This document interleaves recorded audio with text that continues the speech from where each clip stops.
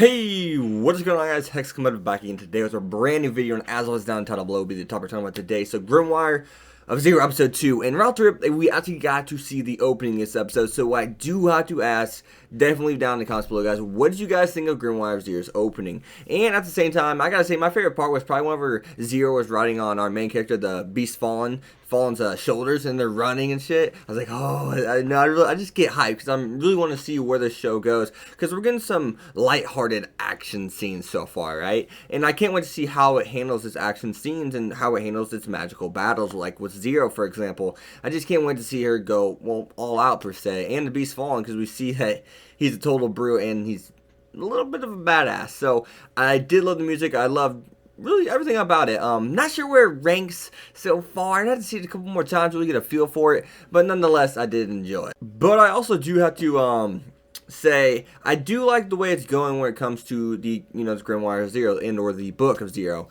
And apparently some man is the one who has spread this book. I guess he must have stolen it, obviously, like they stated, and then he's trying to build an army, essentially. And even we have a part where, our main character, the Beast Fallen, states that you wishes now, you lost the war fight, the 500-year war, but now there's no way you could lose. And I do like that, and I'm going to jump right into that. I'm not going to wait and say we'll get to that in a second. That dialogue, in that conversation, it really shows that Zero's probably lived an isolated life. Because she says, if you had someone else, in other words, to talk to you about this, I'd probably feel awful lonely. And so she must have been living an isolated life, because he did say she came from a cave, I believe, right?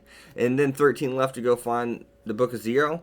So I really am interested with with what's going on with that. And I think this show's only going to get better and better. And it's listed as 12 episodes, so I'm kind of like,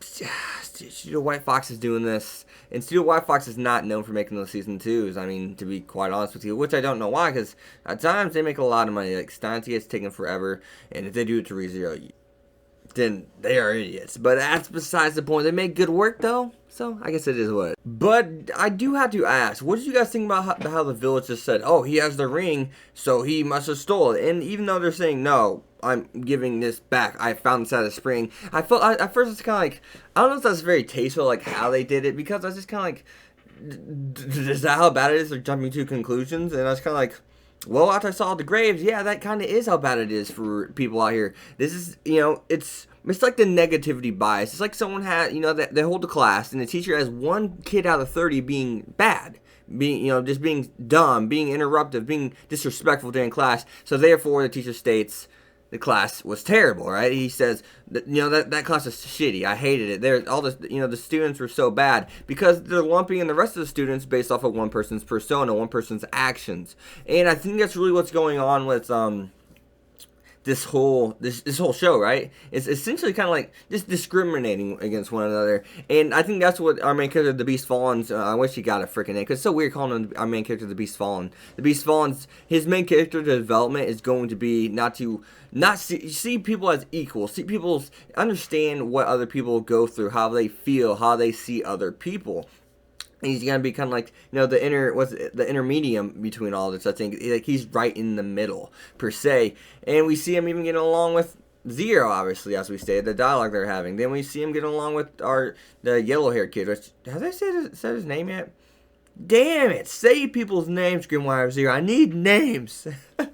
So, but I think they probably have, but I don't remember them saying it. But it's just, he's really that person that's gonna see everything. Just kind of like, whoa. People, yeah, there are bad witches, there are bad people, but at the end of the day, we're being rude, mean to one another for the wrong reasons, per se. But once again, that kind of leads back to the whole book thing, and the guy who stole, would take it's the guy with the black hair on the cover. I think they kind of showed his outline in the opening, I think.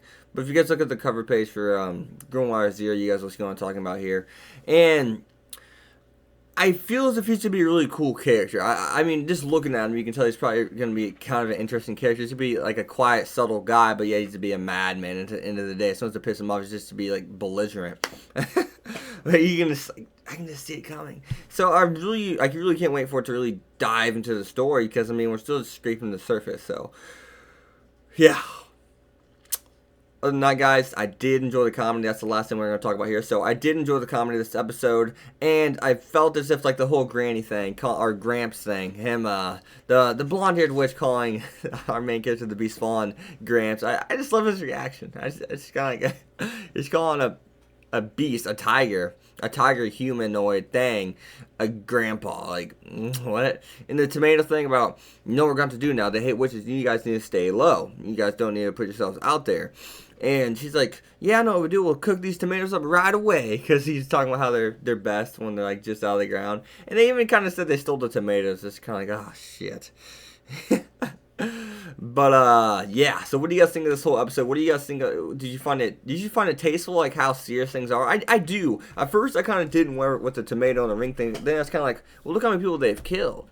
So when it comes to witches always being the negative, the negative part of their hardships, or the reason for their hardships, then I guess I would be kind of suspicious too about, or paranoid is really the best way to put it, I think. So, as always, guys, you've been Hex. Be sure to like, comment, subscribe, follow me on Twitter, X25, and I'll see you guys next time. Peace. Thanks for watching, guys.